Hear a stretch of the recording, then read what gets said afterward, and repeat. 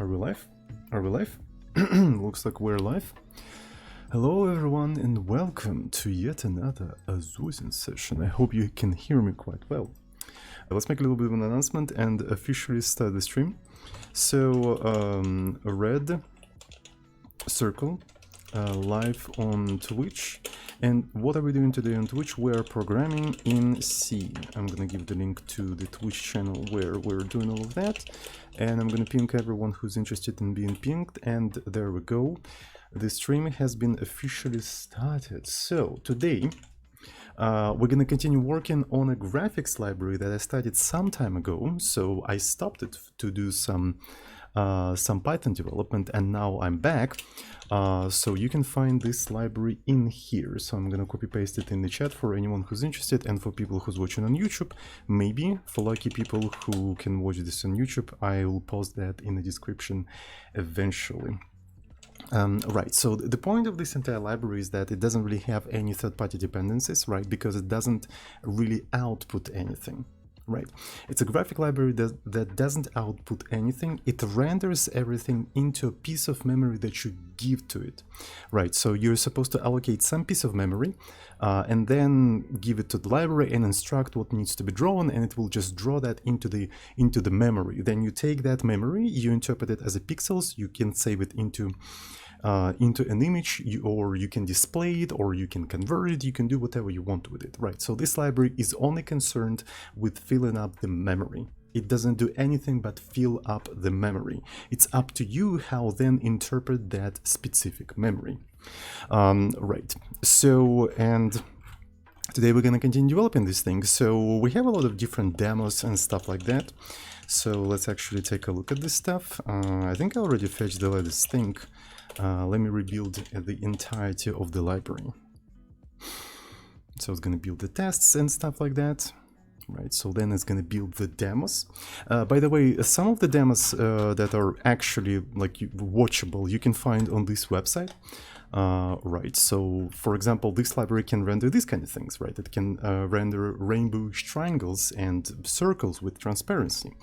Right, here we just did a simple 3D example. We basically took a bunch of 3D points and we projected them on the screen and then draw the circles on their places, right?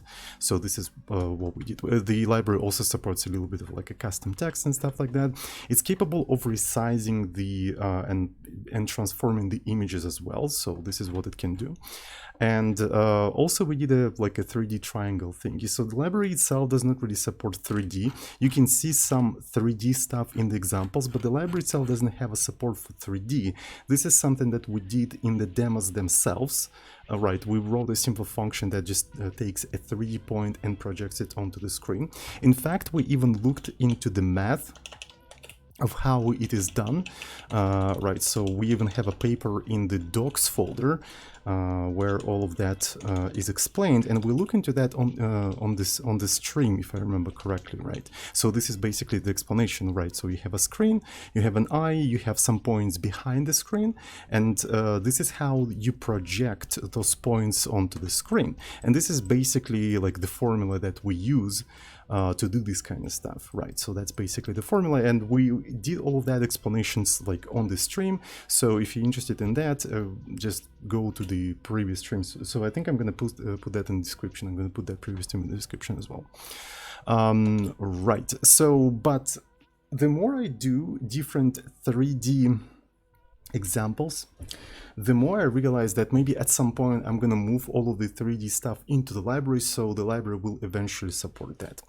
So essentially on the previous stream, we did this 3D triangle, right? So let's actually take a look at that specific example, right? So here's the demo, here's the triangle 3D, right? And I can even run this entire thing, triangle 3D SDL. There we go. So by the way, the demos work in web, right? So they can work in a browser, and they also can work as a native applications outputting things into SDL, right? So this is how versatile the library is. Again, it is not concerned with outputting anything. It is only concerned with constructing the pixels. It only produces the pixels. It's up to you how you interpret those pixels. So we wrote like a simple demo framework that basically takes those pixels, and depending on how you want to display it, it either displays it in the HTML5 canvas or in SDL texture, or in some cases it can even print it in the terminal, right? So we can take a look at that as well.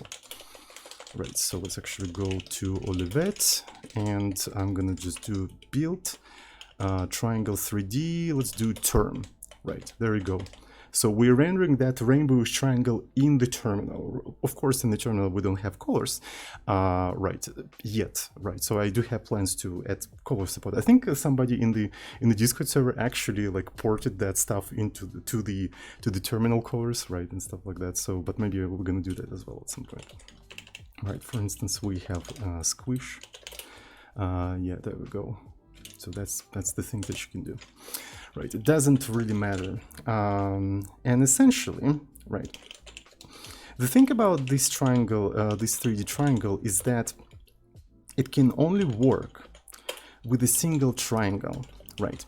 So essentially, let's actually take a look at one more time at this thing. I'm going to try to run it. Build triangle 3D SDL, right? So let's imagine, right, so here's the sort of like a pivot or axis, right? So it's rotating around a certain axis. If we take another triangle that is rotating around the same axis, but it's lagging behind that triangle for 90 degrees. So this sort of like, it forms a cross of triangles, right? So if we try to render a second triangle like that just like literally crosses or goes through the original triangle, it is not going to work properly, right? It is literally not going to work properly. So let me rebuild everything one more time. So and so it's actually taking some time. Maybe I should, it's fine. And triangle 3D SDL. So as you can see, they don't really go through each other. They don't really go through each other. They feel like they should go through each other, and they should like rotate like a pyramid, right? So it should look like a pyramid. But it's actually not, like one triangle is literally drawn on top of another one, right? And you can probably remember that in some of the 3D games, when a polygon or triangle goes to another triangle, they actually form this sort of intersection line. You can literally see that one thing goes through another one, right? But if you rendering one triangle on top of another one, it's just like it's literally drawn on top of another one. How do you achieve this kind of effect? And this is something that we're going to be concerned about on today's stream, because I think it is a very interesting topic, and people already saying that in the chat, the depth buffer, right? So we will have to explore what is a depth buffer, how we can use that, how we can extend the library to support the depth buffer, and stuff like that. It's going to be very, very interesting. So I'm not even sure if it's going to work out, but hopefully we'll see. We'll see. Okay, so we've got some subs, I suppose. Let me take a look. Valani, thank you so much for resubscription for 16 months already. Thank you, thank you, thank you. ADM _____, thank you for 2 months, and Xayeto, thank you for 6 months. Pogi indeed. So let me take a look at the chat and see if there is any questions so far. Everyone just says hello. Later stream when we're gonna be exploring another maybe math thing. Right now I don't really plan to do anything math intensive right now, so probably not today, but we have 2 later documents in the docs folder, right? And both of the documents were written on the stream, so we already had at least 2 later streams, right? So maybe we're gonna do more, because I found later is really useful for like visually explaining, right? And also showing the logic of sort of like reinventing certain formulas, right? I could have just write it on the with my tablet, but it's much more easier to do that in later. Right, so we can even take a look at some Baryshanian coordinates, and Baryshanian coordinates are going to be very important for the depth buffer, right? To understand how can we make the triangles properly intersect with each other, we need to understand how do we even draw that rainbowish gradient. You can notice that we have a rainbowish gradient, and it's actually related to how you can achieve the proper intersections of the triangles, right? So you can see that for each vertex, there's sort of like a certain color associated with that vertex, right? So with that vertex, there's a green color. Maybe I should actually get rid of the second triangle so it doesn't like stay on our way. Right, so let me reveal that. Ghosty X101, thank you so much for 4 months. Thank you.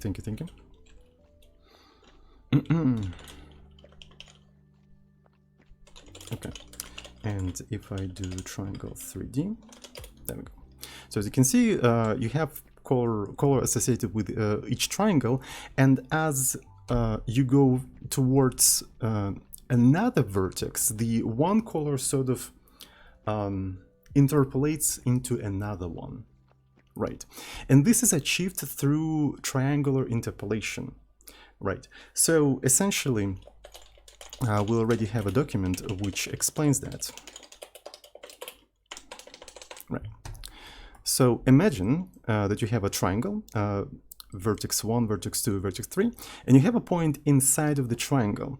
So essentially, we are calculating 3 values, u1, u2, and u3, which, if you sum them up, form 1. The sum of these values is 1, but each individual value sort of shows you the percentage of how close the point to that specific vertex. So if P is closer to V1, U1 is going to be bigger than U2 and U3, right? And also correspondingly, if it's closer to V2, the U2 is going to be bigger than these two, right? But in the sum, they form 1. So that means you can use these 3 values to mix up, for instance, 3 colors and achieve that specific gradient. So in this specific paper, we actually went through the logic on how to get the formula to calculate these values. So if you have 3 points of the triangle and a point on the triangle itself, this is the formula that you have to use, right? It's a little bit like big, but it's actually rather simple, right? So you don't really have to memorize it. You can always sort of derive it, or since it's already on the paper, you can essentially just copy paste it, right? So, but how exactly you achieve this formula doesn't really matter. What's important is the meaning of these 3 values, right? The meaning of them, they are values of how close that certain point to one of the 3 vertices. The next thing we do, we iterate through each individual point on the triangle, right? So we iterate through each individual pixel on the triangle, right? And then if we mix up 3 colors using these sort of proportions, right? So U1, U2, and U3 give us proportions, right? And that's how we achieve the specific gradient. You know, what's interesting is that to make 2 triangles properly intersect with each other, we need to know the z value not only of the vertices, right? Not only of the vertices themselves, but we have to know the z value of each individual point on the triangle, of all of them, right? How can we know them? Well, we can know them the same way we know the color of each individual pixel on the triangle, right? Imagine that we have a z value instead of color associated with each individual vertex. What if we triangularly interpolate the z values instead of colors? Think about that. So that means we'll be able, through that formula, calculate the z value of each individual pixel of the triangle. So what we can do with that? We can essentially take an image where instead of pixels, we have the z values of each individual pixel. And then if we have this sort of image where each pixel is the Z value of the pixel instead of the color, is called depth buffer or Z buffer, right? We render two triangles and we render their corresponding Z buffers. And then we go through each individual pixel and we compare their Z values of each individual pixel, right? And if the Z value of one triangle is bigger than another one, we remove it. We just don't draw that pixel, we draw the pixel that is closer according to the Z value. And that's how we achieve this sort of like a line, right, when two triangles intersect with each other. So, and that is called depth buffer, or Z buffer. And this is exactly what we're going to try to implement today.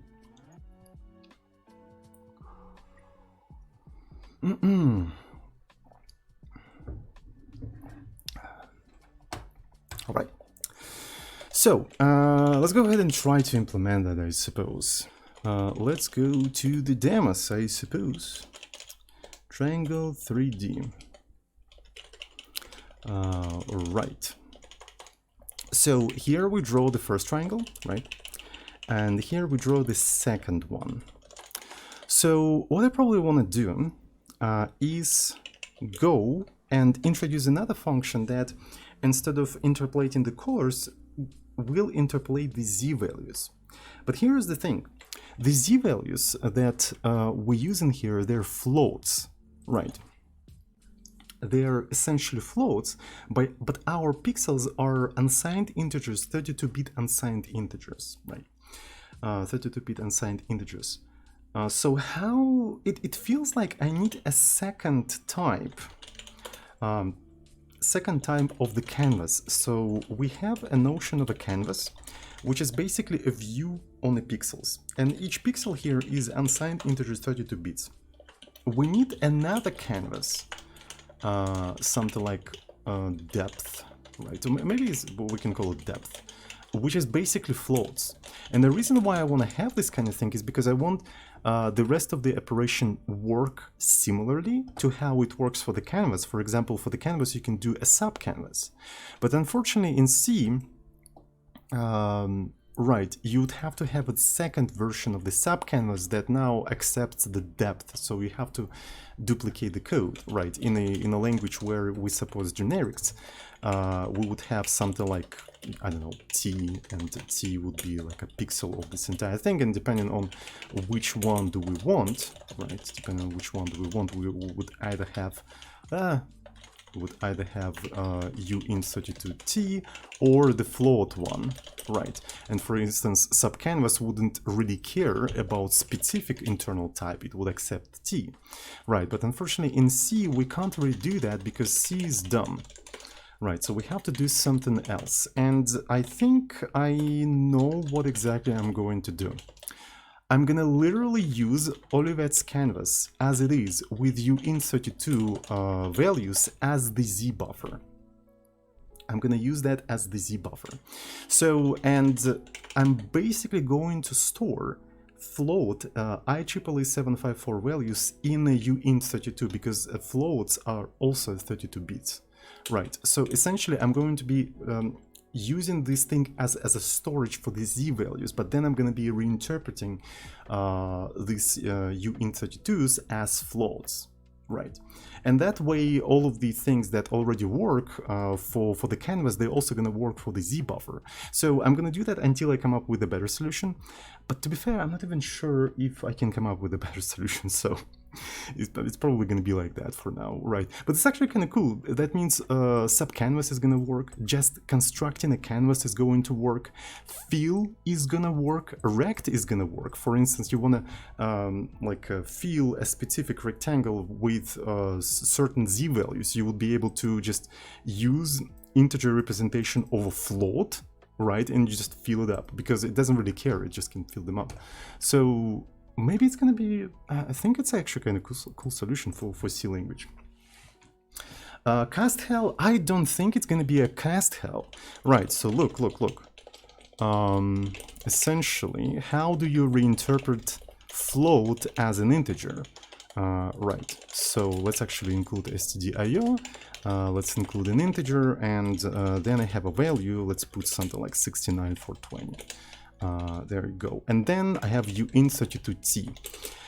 Right, if I do something like x, right, if I do something like x, it will get float and convert it into integer. It will literally change the internal representation of this thing. And then if I want to print this thing as a float, so basically I converting it back, right? So as you can see, I take a float, I cast it, basically convert it to integer, and then I convert it back into float. I'm not gonna get the original value, right? So gcco main.c. Right, so if I try to run that, as you can see, we lost for 20. We lost for 20. How can we store a float inside of integer, but without losing any information about the float? How can we do that? Well, so we can take a pointer to x. Now we're not talking about specific value of float. We're talking about pointer to that value, right? So you can think about it this way, right? So you have a memory. So this is basically the memory. Somewhere here you have x stored, and it takes 1, 2, 3, 4, right? So it maybe takes this kind of thing. 1, 2, 3, 4. Well, it takes basically like 4 bytes or something, right? So here's the x. But then when I get a pointer to x, I basically have another value in the memory, right? I have another value in the memory that points to that thing, right? So it points to that specific thing. You see what I mean? Right, so now we're just keeping that value as it is in the memory, but we're looking onto that value through this specific pointer. So we have this specific pointer. And then we say, okay, take that pointer, but now this is a pointer that doesn't point to float. It points to uint32. Okay, so we converted this value, not this one. In fact, like we didn't even convert it. We just hinted the compiler that just basically interpret the bits behind that pointer differently. And then when you basically dereference it, you will read this value not as float, but as integer. It's going to be the same bits. It's going to be the same bits, but it's going to be reinterpreted as integer. And then we can basically try to print it, right? So we can do something like this.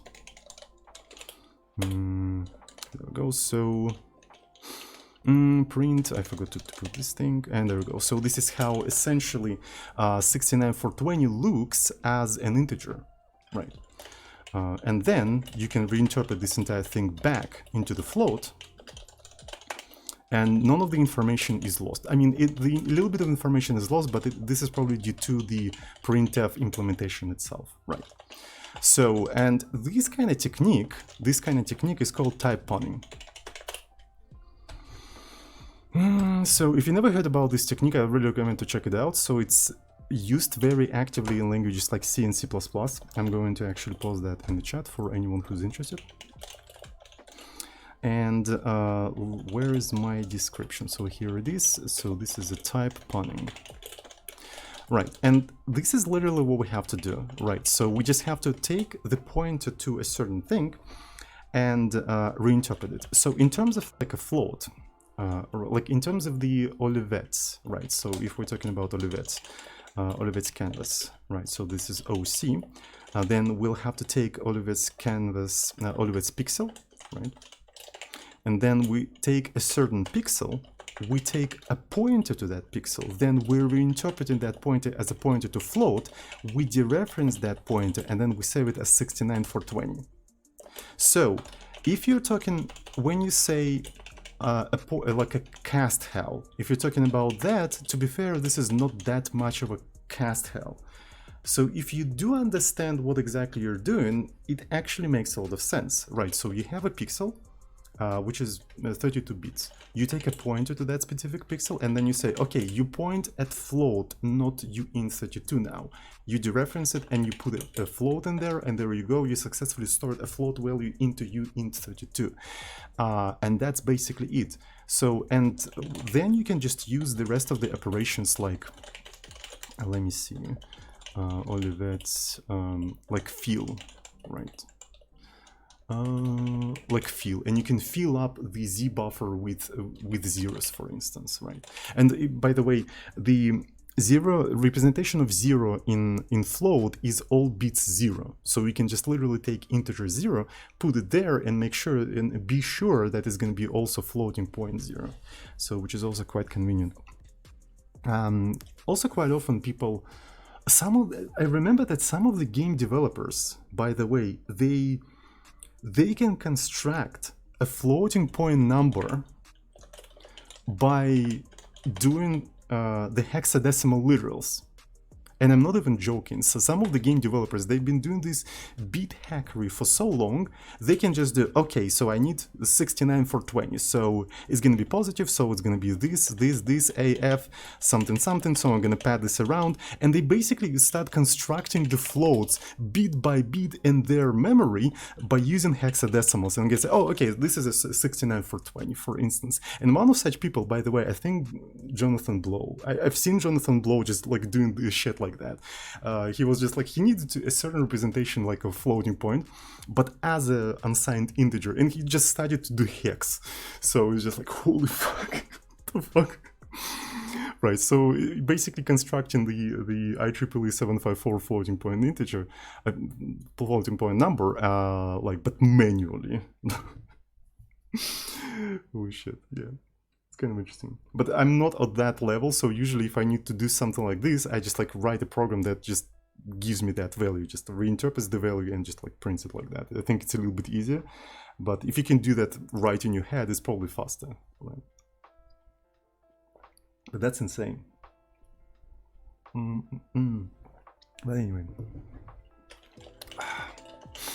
so this is how we basically going to approach the Z buffer, right? And what I want to do. So we already have a function, triangle3, right? It takes 3 points and also 3 colors. And it basically draws the triangle, interpolating the colors between these 3 colors. So I want to rename this thing to C to indicate that it's a color, right? So let's actually go to triangle3, and I'm going to put C in here. Maybe I'm going to put space. So the reason why I want to do that is because I want to create another one, which is going to be called triangle 3Z, right? And instead of taking colors, right, so as you can see uint32, it is going to take floats, and each of these things is going to be Z1, Z2, and Z3, right? So, and essentially what it will do, it will interpolate the Z values between these 3 points and store them into the original canvas, but as uint32s. So you have to sort of like know what exactly you store in there, right? So unfortunately there is no like proper type safety in this particular situation, but it's C. What kind of type safety you are talking about? So let's actually go to triangle 3C, right? And then I'm gonna just put this thing in here. I think I'm going to copy the implementation of triangle 3C, and I'm gonna just replace blending of the color with blending of the Z values, right? So here we have 2 loops, basically two nested loops. 2 blocks of 2 nested loops, if you will. And this is because we arrange the triangles by splitting the triangles into 2 triangles, right? Because it's a little bit easier. Okay. So we have, where is that? So Z1, Z2, and Z3. And in here, I do barycentric coordinates, and then I construct the color. I don't need to construct the color, I need to construct the Z value. Right, and the Z value is going to be basically a mix of Z1, I said Z1 plus Z2, Z2 and Z3, but mixed up with a certain proportions, right? So with U1, U2 and U3. But here's the catch, right? So bare center coordinate function doesn't really work like that. It doesn't return you the floats, it returns the integers. So essentially it gives you value u1 and u2, and to get a value from 0 to 1, you have to actually divide them by determinant, right? So like so. So this is basically the specifics of that specific function. And u3 is equal to that minus u1, u2, and you have to divide it by that one more time. And this should give you the basically the you know, the blend of 3 z values. So we'll get some subscriptions. So let me see. So Rebelander, not sure if you're able to get the funds yet, but hopefully. No, I don't get any money from this thing. I'm sorry, but thank you so much for the Twitch Prime. Maybe eventually.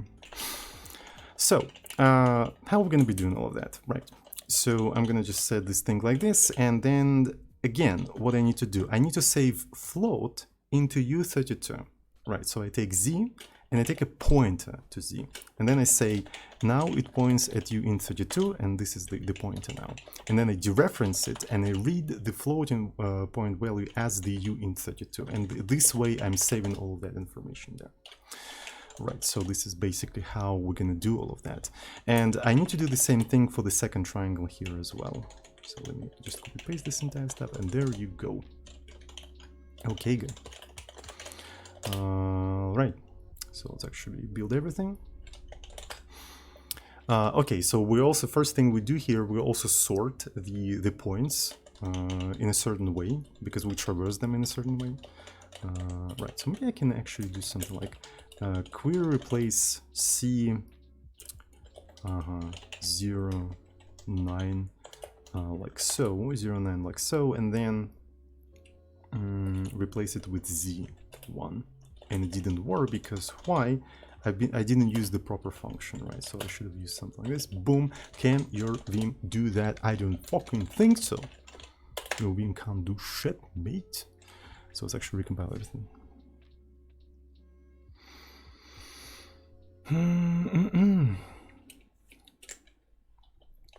Oh, so, oh yeah, I renamed the function, so now it's triangle 3C.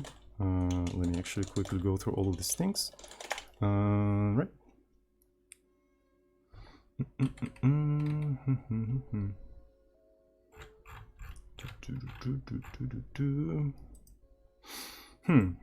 This is really weird. I should have actually used... I can't use Chaturina for some reason, by the way. I don't know why anymore. Because Chaturina website doesn't work for me anymore. I wonder if the Russian government actually banned Chaturina, or there's something wrong on the Chaturina side. But the Chaturina responds with invalid response. I have no idea why. So, and usually the blocked websites, they basically hang, right? So, and this one doesn't really look like it hangs, it's just like it says that something wrong on the website part, but I don't really know what exactly. It's just so weird. And I need to relog in with my Chaturina, and I can't do that because of that problem, and just like I can't use Chaturina. Unfortunately, it is what it is. Also, it's a little bit hard in here, so let me open the... It works in Germany though. Well, I'm really happy that it works for you. I think Forth just sanctioned Russia, so I think that's what happened. Oh, okay, so Aiguduk, you're also in Russia right now, so it works for you. Okay, that's very interesting. So maybe it's something on my side. Wait a second. Just a second. What if I use Firefox?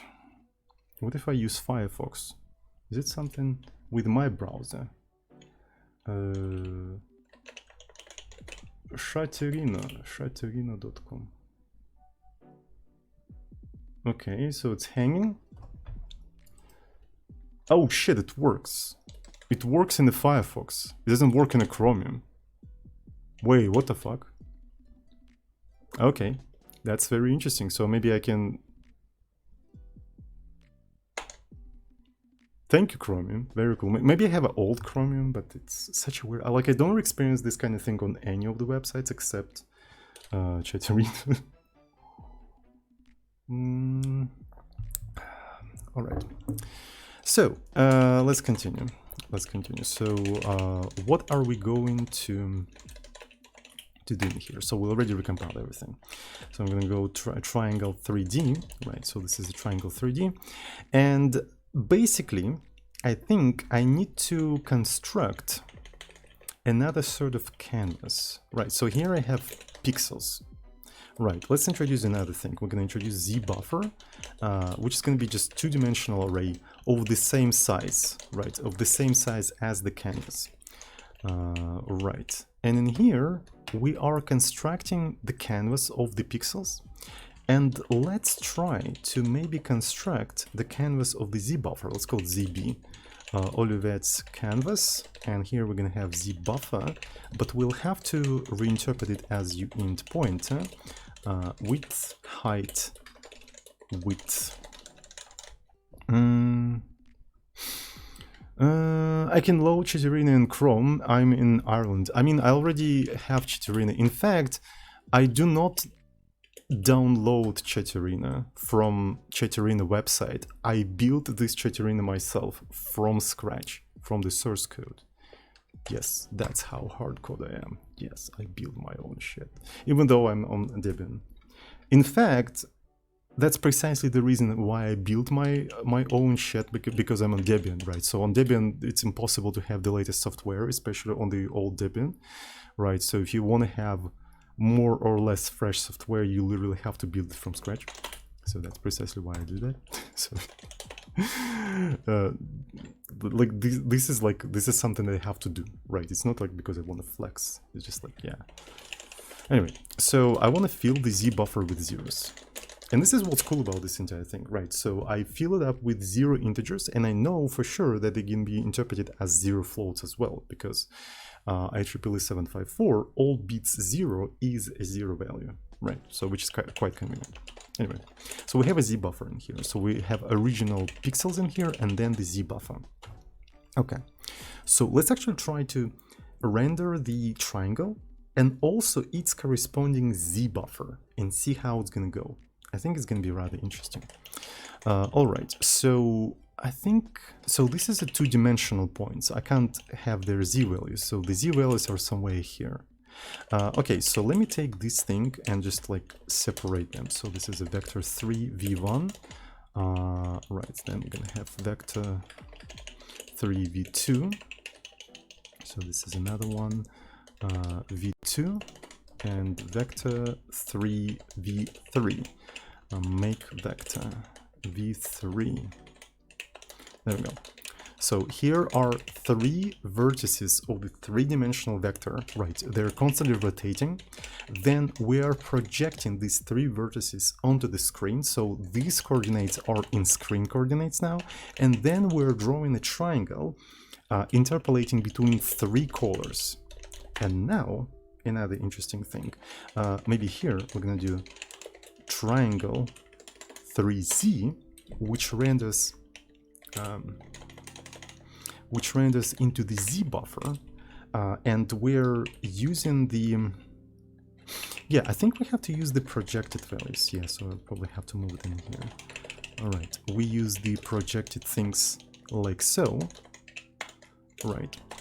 But instead of the colors, we have to use v1z, v2z, v3z. There we go. So here we are rendering the pixels, the color. This is our color buffer, and this is our z buffer. So here we store the information about the z.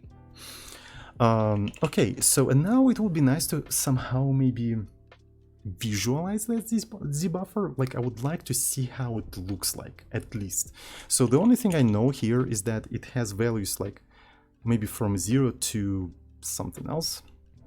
So initially we filled it up with zeros, right? So everywhere where we don't have a triangle, it's going to be 0.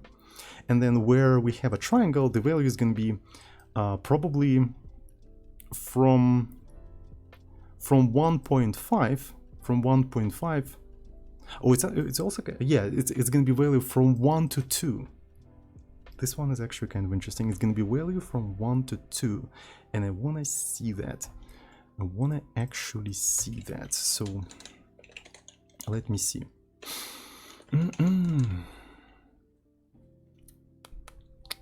We can try to maybe use the z value, in the color value.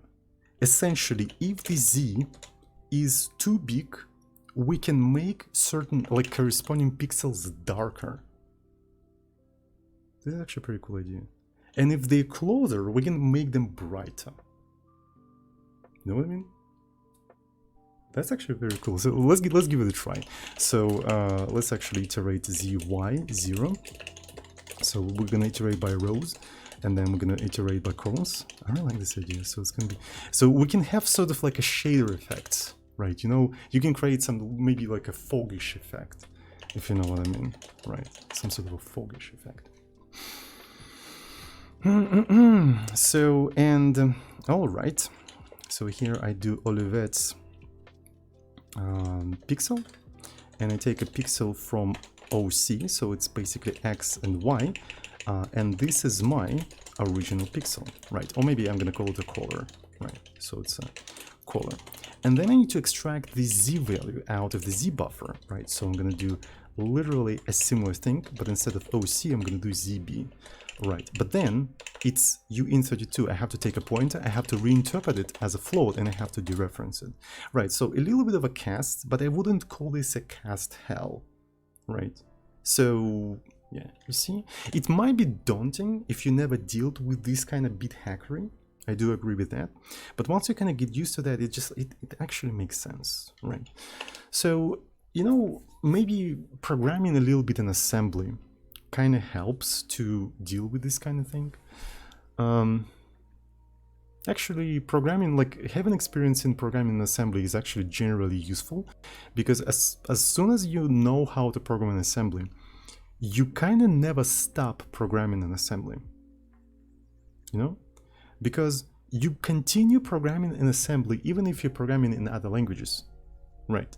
You programming in C++, for example, and since you have assembly knowledge, you're already programming in C++ differently. You're sort of treating C++ as a preprocessor for assembly, and that actually affects the decisions that you make when you program, and actually gives you a deeper understanding into how your program works, and you can do a lot of more interesting things, right? So essentially, assembly programmers, they always program in assembly no matter what language they're programming in. They may be programming in JavaScript, they're still programming in assembly, because they may be thinking how the script is going to be JIT compiled to the actual assembly, right, and make decision based on that or something like that. I don't know. Anyway, so here we kind of know, right, that Z has to be from 1 to 2, right? It has to be from 1 to 2. But if it's less than 1, that means this is a pixel that does not belong to the triangle. So I think we have to do something like this. We have to only look for z's that are greater or equal than 1, right? Because if it's less than 1, that means it's probably 0, and that means it's probably the one that is not part of the triangle, that is not part of the triangle, right? And the value that we actually care about is z minus 1, right? Since z itself in here is a value from 1 to 2, by subtracting 1, we get a value from 0 to 1, which already can act as an interpolator, right? So that means we can blend two colors, right? And we can essentially blend this color, right? We can blend this color with, for instance, black, right? Right, something like this. Blend color black with this interpolator. But as far as I know, we don't really have such a function that can mix the colors this way for us. Yeah, you can only mix it like that. We have mixed colors, but you have a thing that essentially mixes 3 colors. So you know what I'm thinking? I'm thinking I'm going to construct the following thing. We're going to take z minus 1, then I'm going to multiply this entire thing by 255, effectively making this thing right from 0 to 255. Right, so this value is from 0 to 255.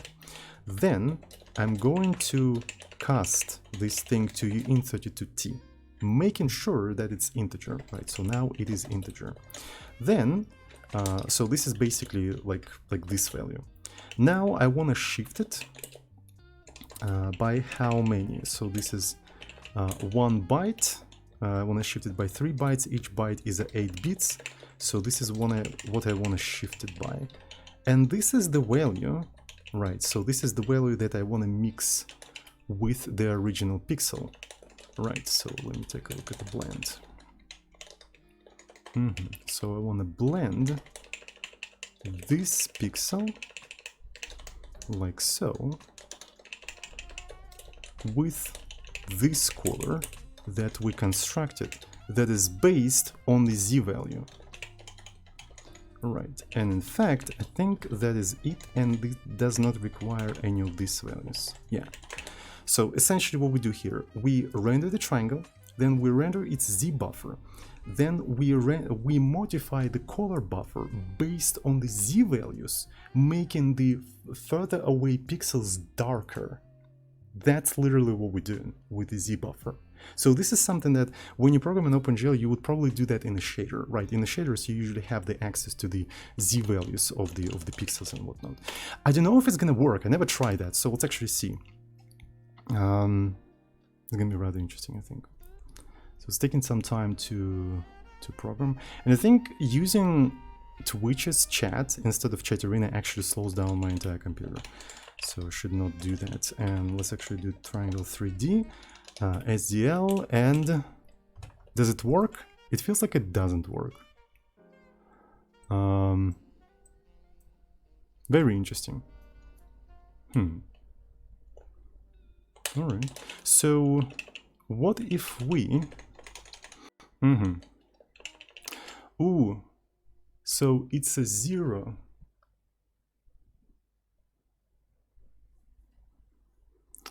Blue looks darker than it was, right, but it's actually have to be more than that, I think. Right, so let me try to remove this block of code, right, let me try to remove this block of code and see if it actually does anything, right, maybe it doesn't do anything. Right, so let me do build sh, because it has to be a little bit more dramatic than that. It has to be more visible, I would even say.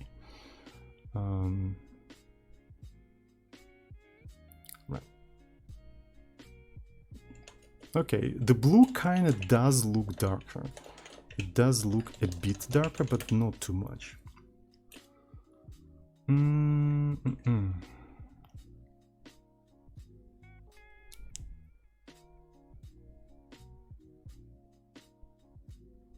Yeah, it does look darker, but it's like the green should also look darker as well. When it starts rotating.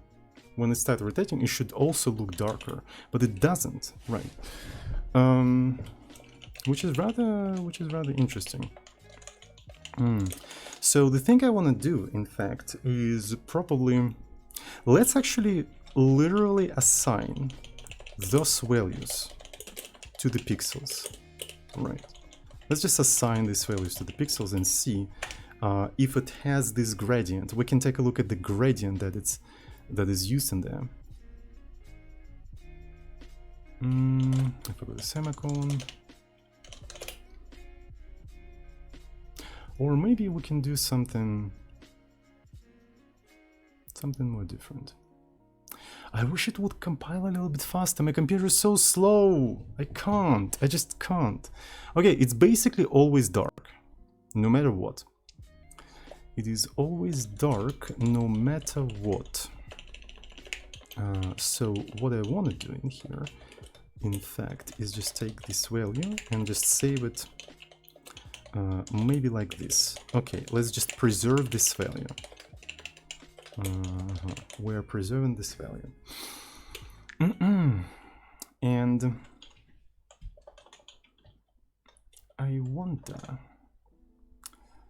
I just want to take a look at the values of the Z buffer. That's what I want to do. So let me try to do the following thing. I'm gonna print them. I'm gonna literally print them. I just want to see them. Sometimes it's really difficult to do, just to see things.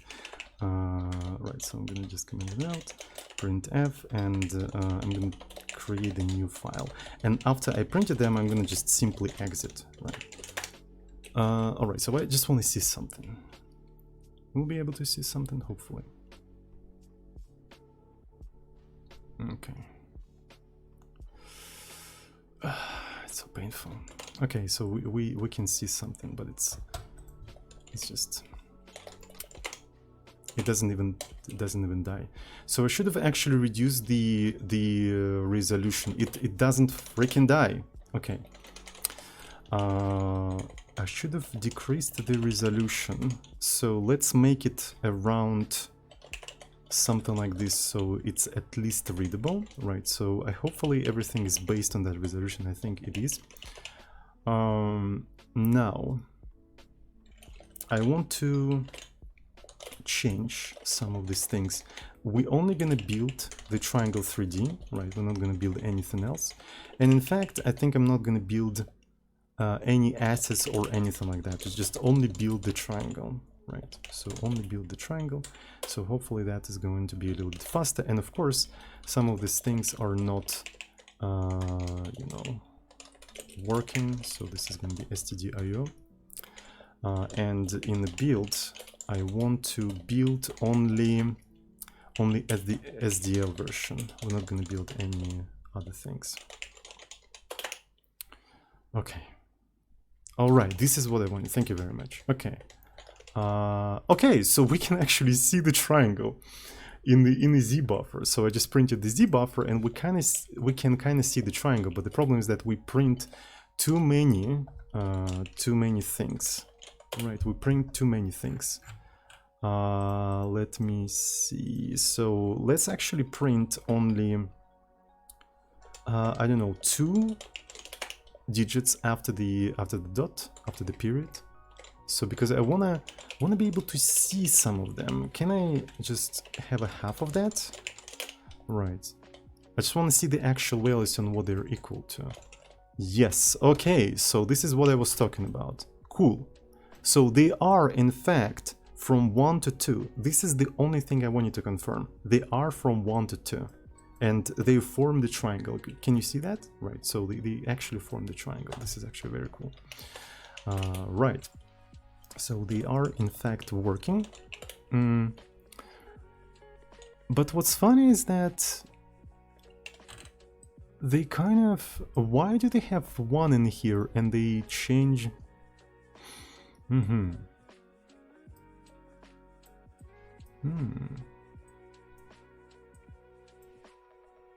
So, if I remember correctly, they all, at that specific point of time, they kind of have the same Z, don't they? Except that one.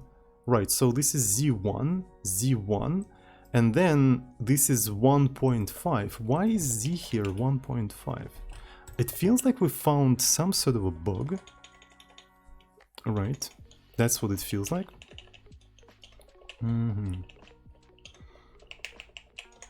Because I'm pretty sure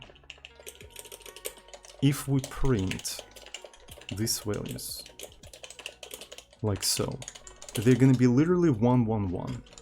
Right, they're gonna be literally 111. So I just want to see that 1.5, 1. Well, yeah, they're 1.5, 1.5. That means that these values have to be 1.5. 1.5. This feels like a sort of a bug. 3Z. And let me see. Is this actually a bug? Maybe. Maybe it is actually a bug. Right, because if this is Z1, U1, Thank you so much for all of the subscription. Thank you, thank you, thank you. I'm sorry if I can't really acknowledge everyone. I'm a little bit busy right now, right? Okay. So let me see. Do we have any bugs in here? I don't think so, because I already done this kind of stuff before.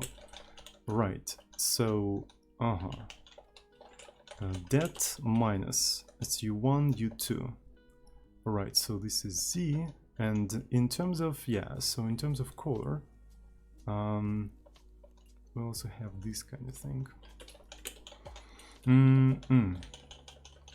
Interestingly, maybe I can just do something like this, right?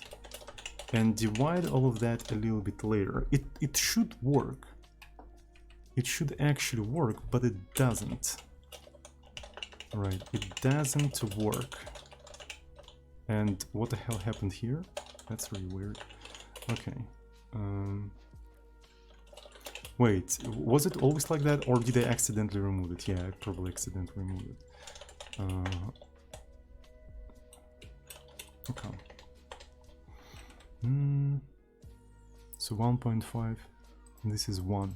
This is absolutely incorrect. This is absolutely incorrect, and I don't really know why.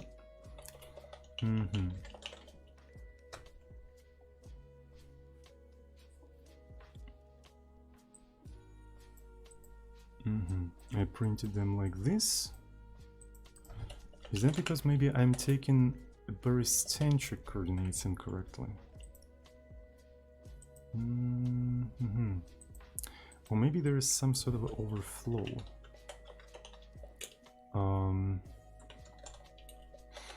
Yeah.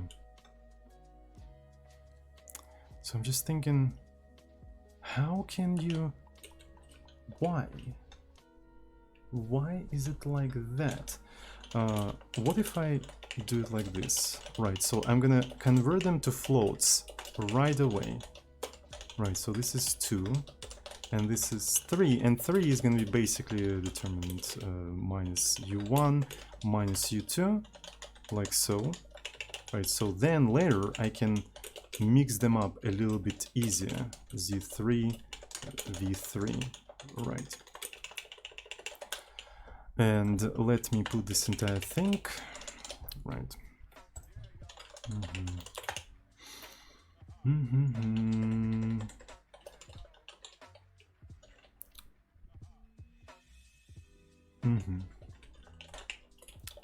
So I probably need to think how we, like, of the strategy on how to debug all of that, right? So because we definitely need to somehow debug and understand why these two legs of the triangle go towards 1 instead of 1.5, even though all of the 3 should be 1.5, right? So if this is the proper triangular interpolation, both of, like, all of the 3 values have to be 1.5. Like, I have no idea how to properly debug that yet, right? So I'll have to think about that, because, like, I don't see any mistake in here, right? Unless there is a mistake in barycentric function, but we went through that thing several times quite thoroughly, right? So I'm quite confident that this is, like, a correct thing, right? So it's just because we've done a lot. So I don't know, like, I don't know where exactly the bug. So let's make a small break. Okay, so while I was on a break, chat actually noticed what was the problem, right? So triangle 3z. So the problem was I'm swapping 2 floats, but I'm passing integer as the type. So if we take a look at how swap works, right? It's a macro, and it's more of like a generic macro. And we pass the type because we want to create a temporary variable in here, right? We want to create a temporary variable to store something there and stuff like that. And essentially, the problem here is that we've got a float and we assigned it to integer, which resulted in loss of a value. In all fairness, there should be a flag that basically throws a warning when you do something like that. And I think that flag is called conversion. W conversion. I think, I'm pretty sure, GCC new W conversion. Why is it called new? The behavior of the conversion has changed. Its original purpose was helping to translate old C code to modern system by identifying places where adding function prototypes may... The new conversion option warns for implicit conversion that may change value. This is what I want. This is not what we deserve, but this is surely what we need. So, and it's not part neither all nor extra. Okay, so let me take a look. So I want to go back to the original implementation, right? So it's going to be triangle 3z, right? Triangle 3z. I want to go down in here. I want to get rid of all of this stuff because it's not particularly helpful. You want that, u2 det, and det minus u1 minus u2 det, and I'm going to copy paste this entire scheiße. All right, so, and I'm going to try to compile it, and it should compile without any warnings, without any errors and stuff like that. And now I want to add W conversion, and hopefully this entire thing should throw shit ton of warnings. Okay, that's very cool. In fact, it threw more warnings than I anticipated, which kind of... okay. Alright, is there only conversion for... damn, bruv. That's a lot of stuff. I'm definitely not going shorten. Oh, look. So there's also sub warnings. So W conversion enables a bunch of things, but what we care about right now, I think, W implicit float conversion. I think. Do we care about that? But maybe not. Let me try to find. So here is the Olive.c swap. And there is implicit conversion, float conversion. Yes. You know what? I'm gonna enable only float conversion and not that thing. Right. And as you can see, it now points at all of these cases. I should have enabled that long time ago. Okay. It's quite a dang compile option. Yes, it is. It is, in fact, very dang compile option. So, okay, I'm definitely going to keep it enabled, and probably should enable more of such options, right? Because, like, yeah, it could have saved me so much time. But it didn't. Okay, so I'm going to do float. So this is float, and this is float. There we go. So, and there's a couple of other warnings that I also want to address. So this is Z, and what I probably want to do, so this is the Z values, right, and they're floats. So what is it complaining about? I'm not quite sure. Oh, it's Y. So it wants me to probably do something like this. Is that what it wants? That's disgusting, not gonna lie. So there is some sort of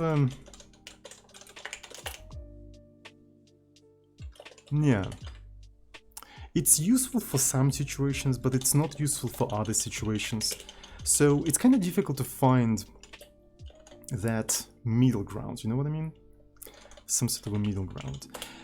So I'm probably gonna disable it for now, but I'm gonna put it to do. Enable W conversion. We can't enable it right now because it produces too many warnings to fix on the stream. I fix it later. I fix it later when I have time. Right. So I'm gonna make a cup of tea. I'm gonna sit in my IKEA chair that I bought before the IKEA actually left Russia. Right. Then I'm gonna be sitting in that chair, drinking my tea, and fixing all of those warnings. That's what I'm gonna be doing. And waiting for KGB to actually mobilize me, of course. That's the ultimate Russian aesthetics. Nice chair, but I think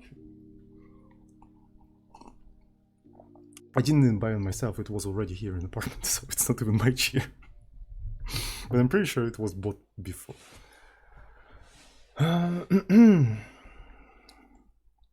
Alrighty. Okay, so this makes chair vintage, yeah, it does. Look at that, look at that. It's uniform across the entire thing. Isn't that amazing? I think it's freaking amazing. Okay, thank you so much whoever said it in the chat. I don't remember your nickname, but I'll always remember your help, right? So we actually fixed that. So now let's try to apply the Z buffer, right? So I'm gonna remove that, and then I'm gonna remove that. And essentially what we're doing with the Z buffer, we're trying to apply it as a shadow, right? So let's actually see how it is going to, well, I mean, we can't really compile this entire thing. So this is V, and this is going to be basically the gradient of dark. We can't really see shit in this mist, but this is primarily because we're printing too much stuff. Right, can we... so this is kind of funny. You know why? Because we're using very small resolution. Alright. So that's very cool. We can't see much stuff. Let me see why. Okay, so this one is going to be from 0 to 1, then we multiply it by 255, and then we turn it into black, and it's not particularly helpful, I think. What we should do instead is, I think, mix it with some certain color, right? For instance, all white, right? Maybe that is going to be helpful. And yet again, it is not producing that much of a variance, I would say. Yet again is something weird. We have to investigate this thing one more time. 40 and 30. Right, so I want to print the value, the Z value one more time. Okay, 2fz, printf, new line, exit 0. Right. So, and in fact, I want to rotate this entire thing a little bit, right? So I'm going to put 1 second. We're going to take a look at how it looks like after 1 second. All right, so after 1 second, it is kind of rotated, right? We can clearly see that it's kind of rotated. And those are different values. In fact, what if I do the following thing? If it's greater than 1, we're going to simply subtract 1, just to see what's going on. Right, so this is like 0, and those are different values that should give you like different things. Right, and so, as you can see, this one is bigger, so that means the closer it is, like, yeah. That's kind of strange. Okay.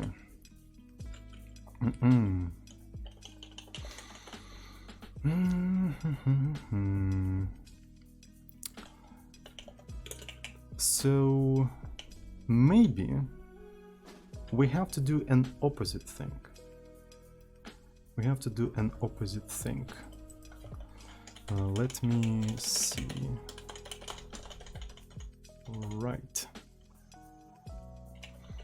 So this is Z, we do that, and in here we multiply it.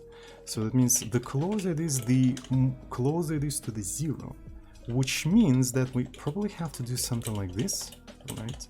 So do the opposite thing, and then we're gonna do ff000, and we're gonna merge it with something like this, 1.8, 2, 3, and this is the original value. So essentially, we're not gonna play with alpha because I don't think it's particularly useful. We're gonna more play with the actual specific color.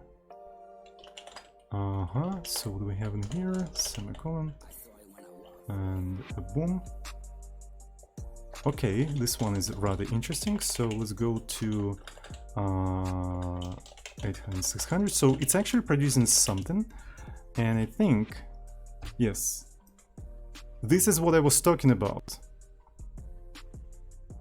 But why does it have this greenish tint? That is so cool. Again, we're using the Z value, the actual Z value, to shade the triangle. And all of that without OpenGL, by the way. This is so cool, I really like that. The problem is that I don't understand what the hell is wrong with the color. Right. White, it's greenish. It's just so weird. So this is 1 byte, 8 bits. So what if I don't do it like this? This is so cool, yeah. So here, this is incorrect. The closer it is, the darker it becomes, which is obviously incorrect. So we probably have to do an opposite thing. All right. So, and it feels like to some extent it becomes too big. All right, and if V is greater than 255, I think we have to set it to 255 just in case. Yeah. Yeah, that's so cool. And why is it green? I still don't understand.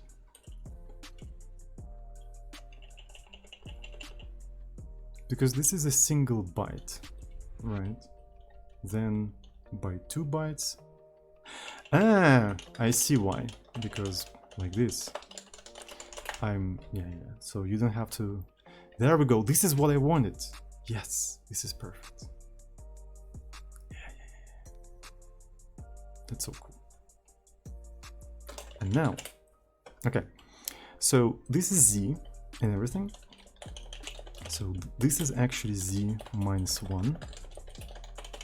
All right, and if we open it up, so this is plus, which means that we can just do 2. There we go, 2 sort of like moved around.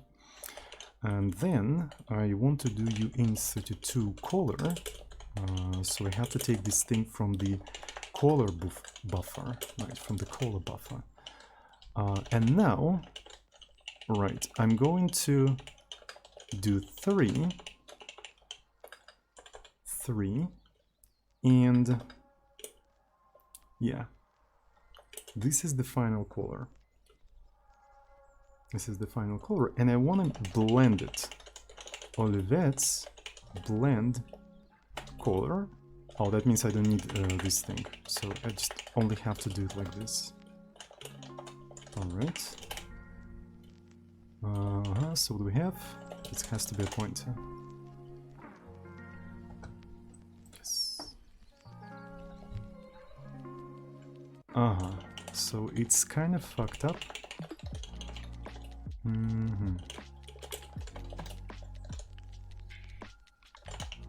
It's really weird that.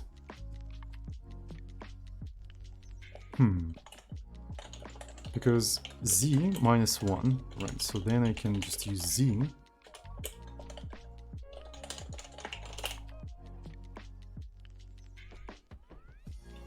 Okay, so maybe I don't have to do that. I can just like use Z then. Or maybe it's kind of difficult to see.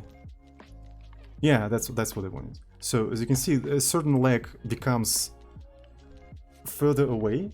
Right, it becomes further away, and essentially that's what you have. You know, the shadow that we use in here, it's black. What if we make it the same as the background? This is what's interesting. So what's the background color? What we fill our thing is. So this is what we fill it with. That means I want to do X 80, 80, 80. There we go. So this is shadow.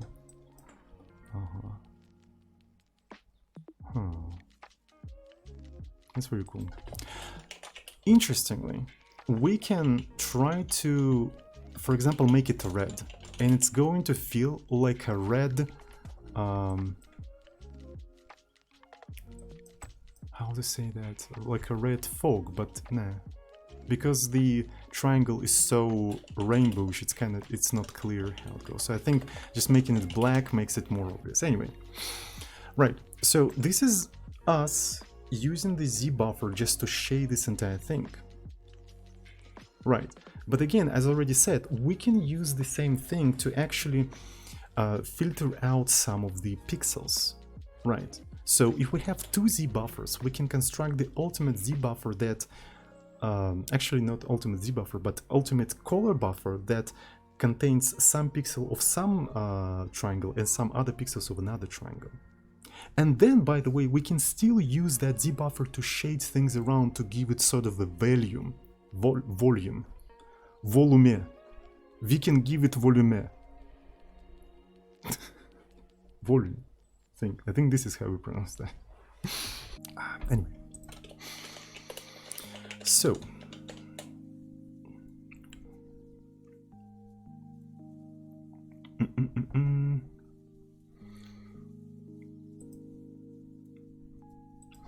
I can understand your English, so it works. Thank you. I really appreciate your kind words, kind sir. Okay, good. So let's try to actually combine two triangles together. Again, so if I enable the second triangle, right? So let's see what's gonna happen. Oh, so this one is supposed to be C. Let's see. Cool table in the background. Thank you so much. I think it's also from IKEA.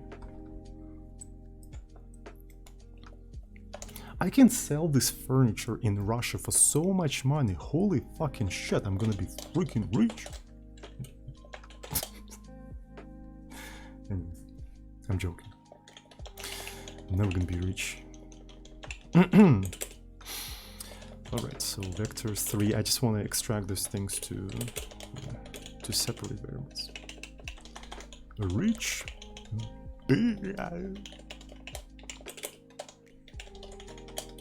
Vector 3 v2. Vector 3 v3.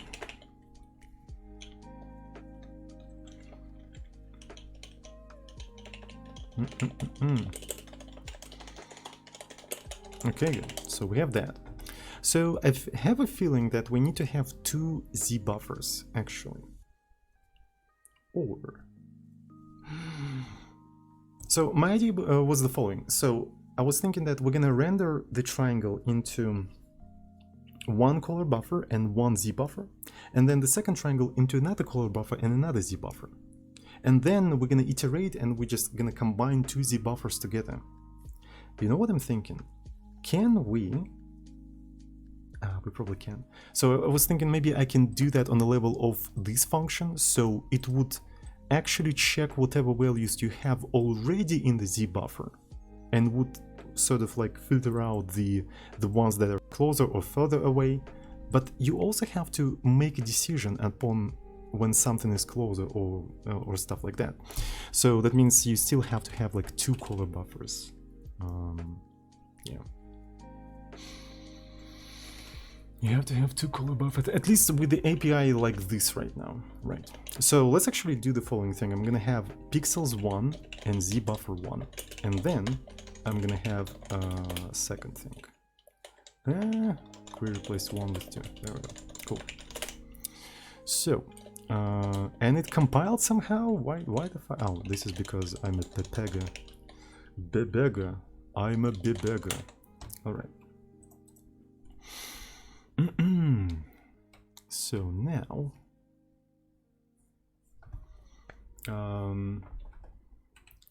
this one is going to be OC1, ZB1. I'm going to copy paste this thing to here, and I'm going to replace this thing with 1, 2. This is not particularly what I want, but anyway. Cool.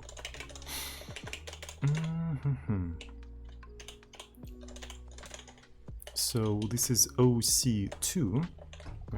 Did I already modify some things in here? No, it's got to be ZB1, ZB2. Right. And I can probably copy paste those things. Right. So now we have two separate things. And now we need to start merging two Z buffers together, right? So let's actually merge two Z buffers together. Uh-huh.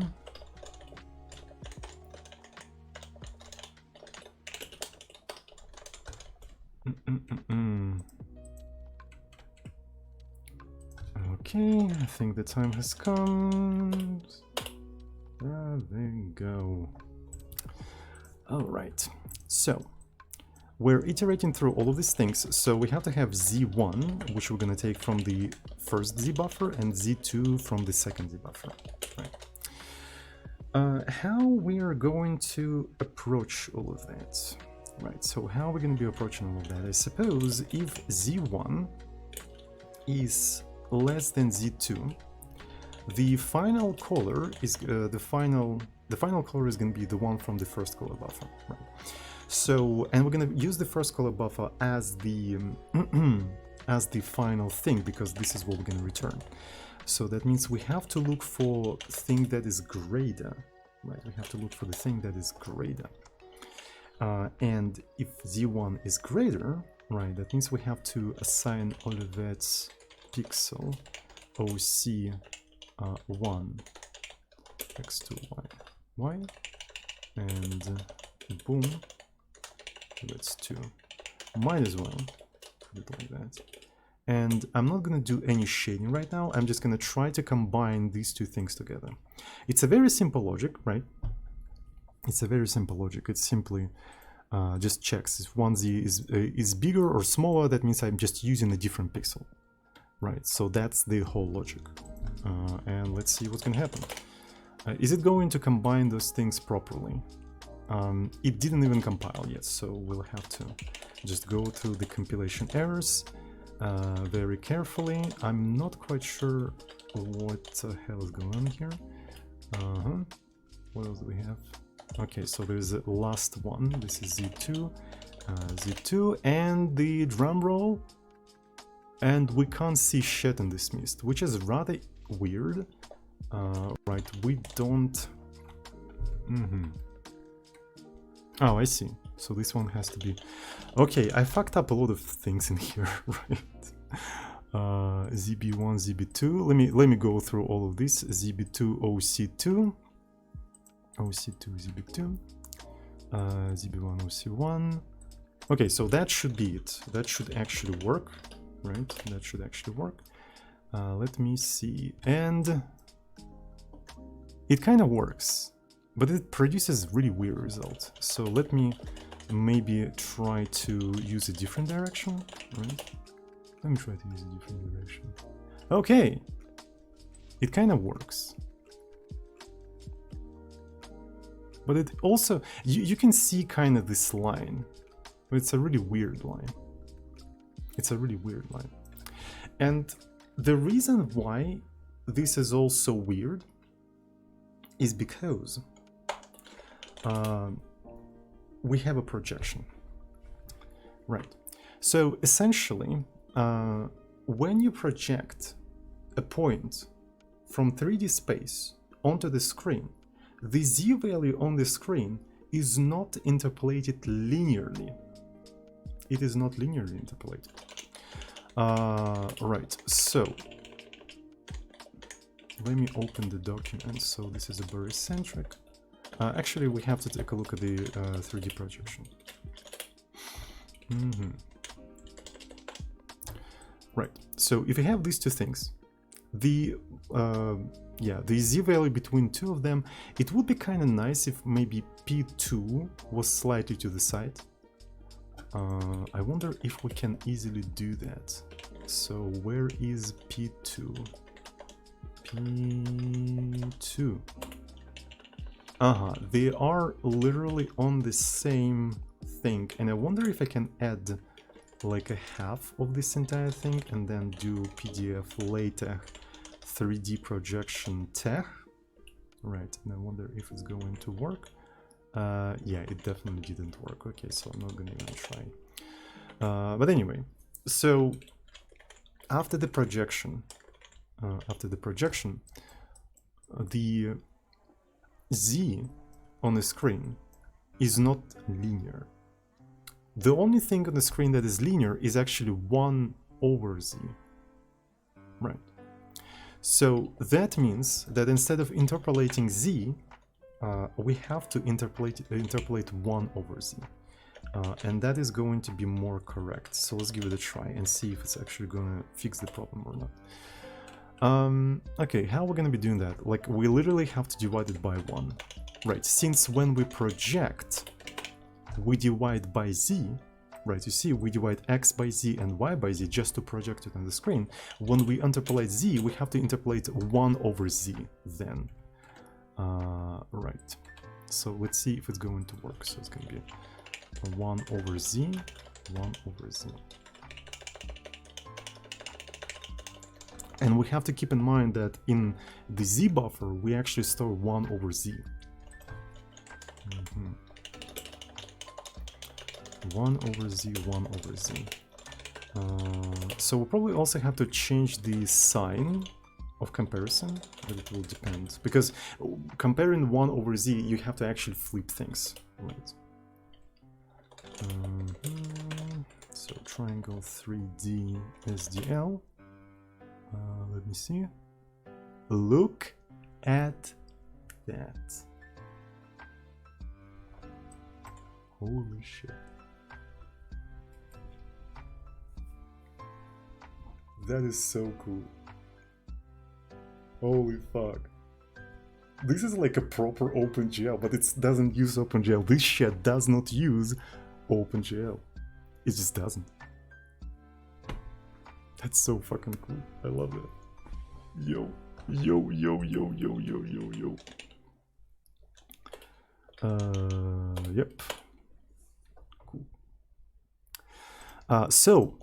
And on top of that, let's try to apply the shading as well. Let's try to apply the shading. So, I think I'm gonna do it like that. Okay, so float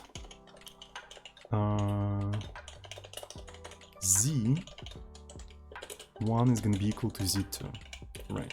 And in here, I'm gonna replace all of these z with z1. All right, z1 v, and then this is OC1. So on top of like combining two triangles together, we're also gonna shade the entire thing, right? So let's try to shade the entire thing. So we're applying two techniques simultaneously. Did it work? I think it didn't work. I can't see shit in this mist, so I think it didn't work. All right. So it was black.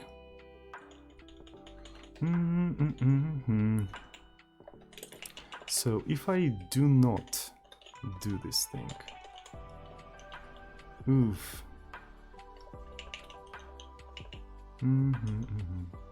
Ah, yeah, I see. So we have to do, we have to convert it back. Of course, we have to convert it back. Otherwise, it's just not gonna work the same way. Right. So let me see. I'm in the wrong place. Yep. And there we go. So this entire thing is also shaded, and it's a bit slower than usual, but yeah. Is it clear that it is shaded? I think this is super cool. Oh fuck. Maybe we should not shade it from 0 to 1, right? Maybe we shouldn't do that. Because... So the problem that I see is that the center is too dark already. Right, the center is kind of too dark already. Maybe we should kind of shift the entire thing. You know, yeah.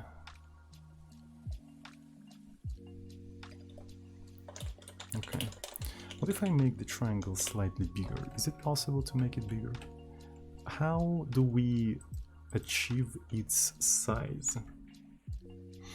So it's a 0.5. We use quite extensively this command, 0.5.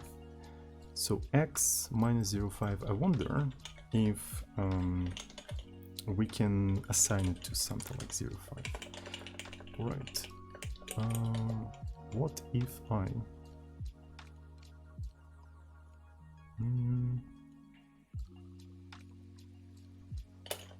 So this is half, but this is also z.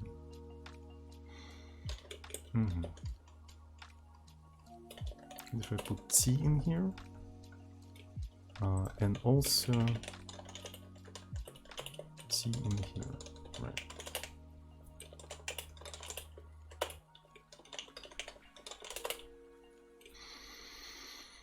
Okay, now, what if I make it 75? Is it gonna be better? Yes. And it's actually slower, look at that. But also I'm streaming right now, so on the stream it could be kind of, yeah. But I don't even try to optimize anything, so this is quite important. Alright, so what if I apply a tiny bit of optimization on this thing, right?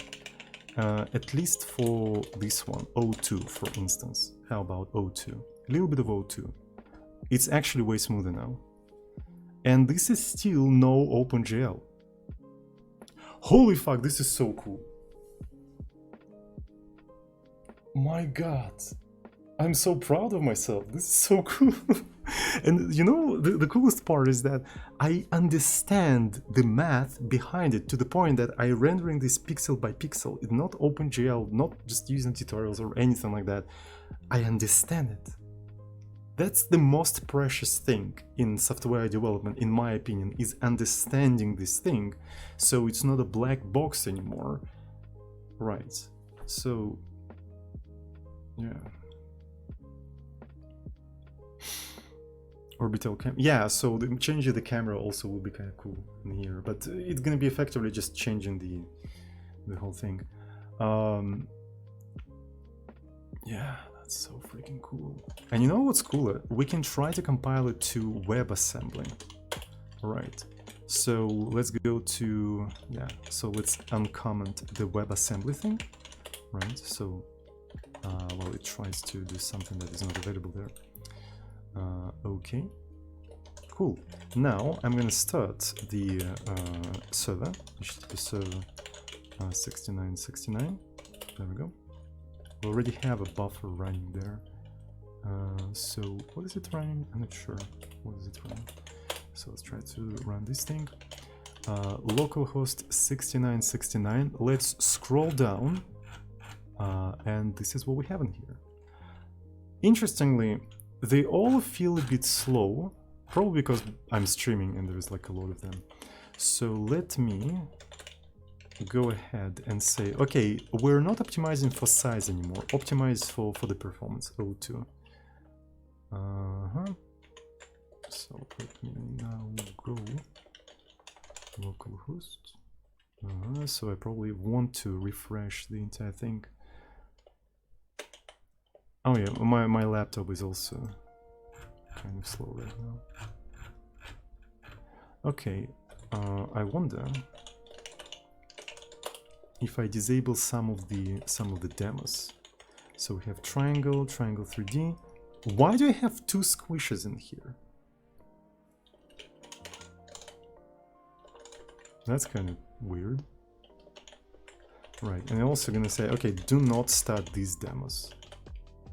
Okay, so there's only a triangle 3D.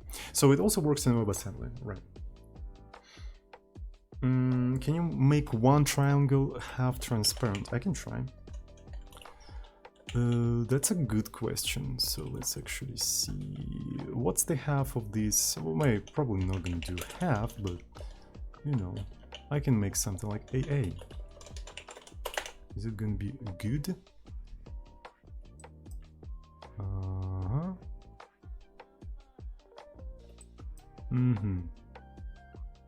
Yeah. So we don't blend those things together. That's why they don't really work like that.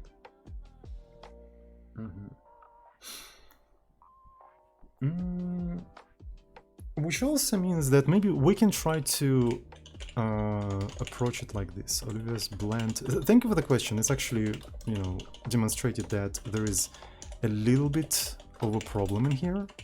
All right, so let's try to fix it. All right. So, and in here we just do the opposite thing. Yeah, something like this. Is the alpha at the end of the hex? Yes, it is, because it's a little ending, right?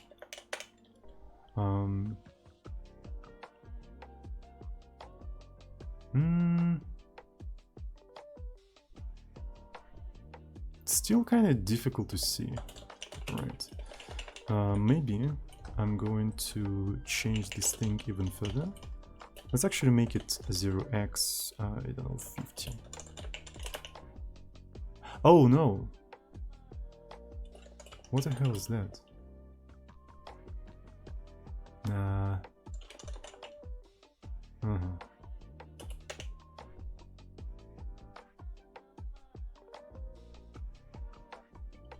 Probably because of the shading. Let's actually try to not do the shading.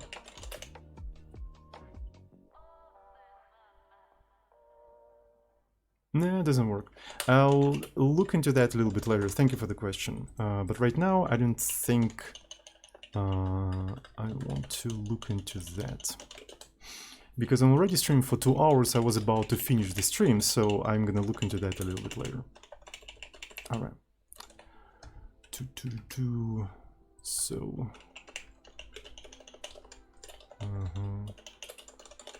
So it's just a matter of how we're blending things together, I suppose. But yeah, that's the result of today's stream. I'm looking forward to look into how it works when I'm not streaming, right? Because when I'm streaming, the stream consumes too many resources and stuff like that. So, does anyone have any questions? So, while people are asking questions, so let me quickly. You don't render color canvas too, so second blend doesn't work. Yeah, probably. So it basically boils down to like little details on how I exactly do that. My goal was right now to just like implement the general idea of the Z buffering, so to make the Z buffering possible, and how we combine all of the things that can be changed later, right? So yeah.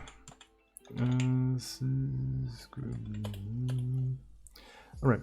So let me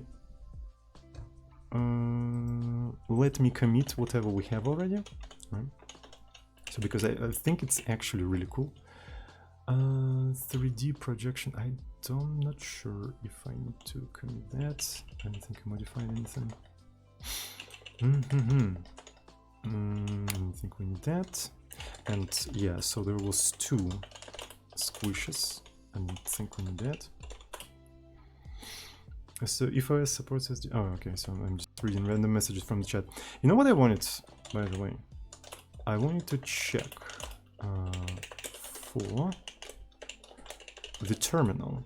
Right, so this thing should work in the terminal as well. This thing should work in the terminal as well, which means we can do something like triangle 3D terminal. There we go. So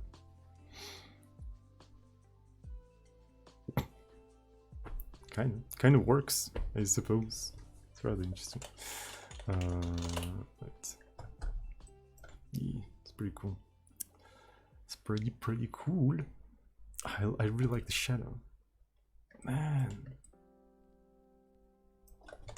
that's so cool. Or it does look like Arch, yeah. So it's like an Arch logo. Anyway, so let me uncomment all of those things and let me actually recompile everything. So let's just recompile everything, make sure that we didn't break anything. 3D Arch logo, yes. Do you need RTX 4090 to render it? No, you don't. In fact, I'm not even sure you need GPU at all. Well, I mean, you still need some sort of GPU to print on the screen, but to output on the screen. But this thing is done completely on CPU, right? So all the pixels are generated on CPU. And I also want to run the tests. So let's run the tests, and that seems to be fine. So we have a bunch of tests in here. So actually, we have a lot of like different tests. This is one of the tests, actually. Yes. So I was just testing like different blending modes, different like cuttings. Yeah, so how the images are cut and stuff like that. So these are tests. The Sadgi tests, yeah. It's just a Sadgi test.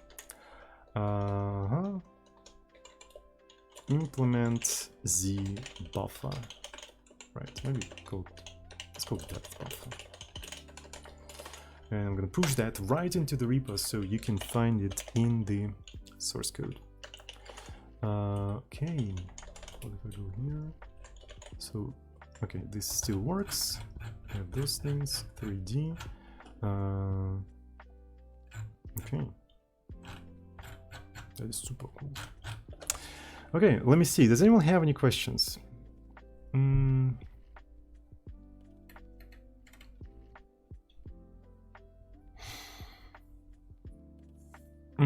We could use uint32 as a depth buffer values and then just divide everything by max value. That's a cool idea, I think.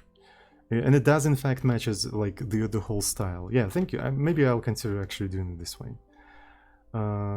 So also for the, while I'm taking the questions, I'm gonna just keep it rotated on the screen so people can see the result of today's work.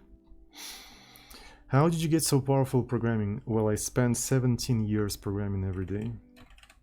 So that's how I get it. You don't need anything special. You just need to have a lot of patience. Right. Will you use CMD operations? Yes, I have a to-do for that, in fact. You know what? Yeah, CMD. Oh yeah, so basically down here I have like the global ideas for the streams. So you can kind of see what kind of stuff I want to implement for this library. We just implemented the buffering. Remove implemented to do. Okay. So these are basically the things that I plan to stream. To be fair, I'm not really sure about Ring and Ellipse. Ellipse actually sounds like pretty interesting idea, but yeah. Are you still not revealing what keyboard you use? Of course I'm not revealing because it has nothing to do with what I do. Right. So, if you take this code, right, this exact code, and type it out using different keyboards, the result is going to be the same.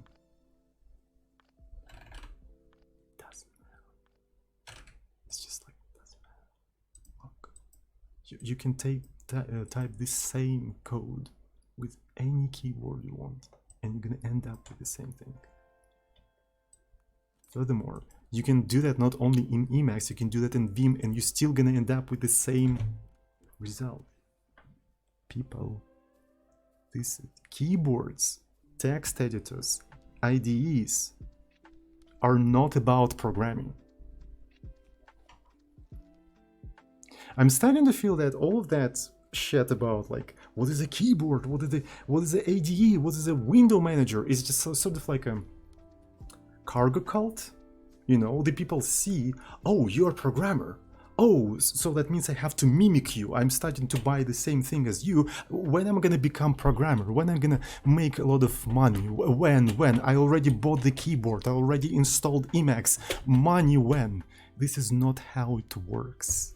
Sorry, this is not how it works. You need to buy programming socks.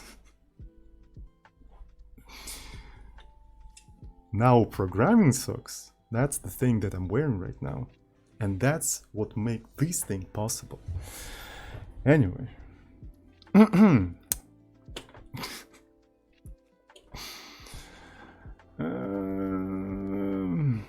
You get money when you start. Oh yeah. So this is a good message. You get money when you start selling your soul to companies and become miserable. Yeah, that's how we do that. That's how we make money.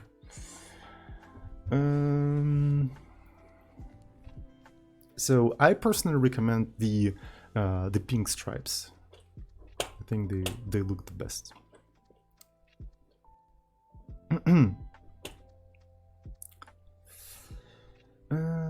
affiliate link over programming socks too. Damn, I mean, that's a cool idea. Just for a programming streamer to start selling merch, like literally programming socks as a merch. I think that's a cool idea.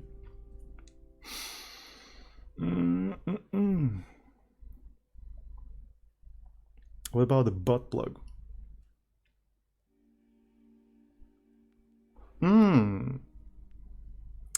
Just a second, that gave me an idea. I need to open incognito mode, just a second.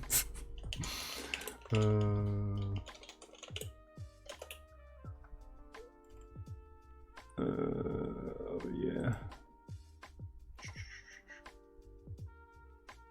I'm just double checking that I don't open anything. Hopefully. Yeah. Have you guys heard about buttplug.io? Have you guys heard about it? I think it's a pretty cool thing. Hope I'm not gonna show anything bad. Yeah. So Rust implementation of the buttplug sex toy control protocol. So that's what it is. I'm gonna put that in the chat for anyone who's interested. So, but yeah. So imagine selling butt plugs as your merch, and also to promote that merch, you write a custom firmware using this thing. I think that's freaking epic. Now that's what they call merch. None of the t-shirt. Butt plugs with the custom firmware. You make a donation, I include the feature you ask right in the stream.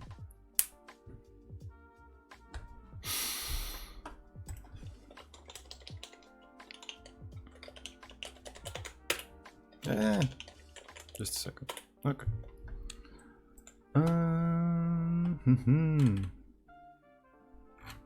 By the way, how many viewers do we have on the stream?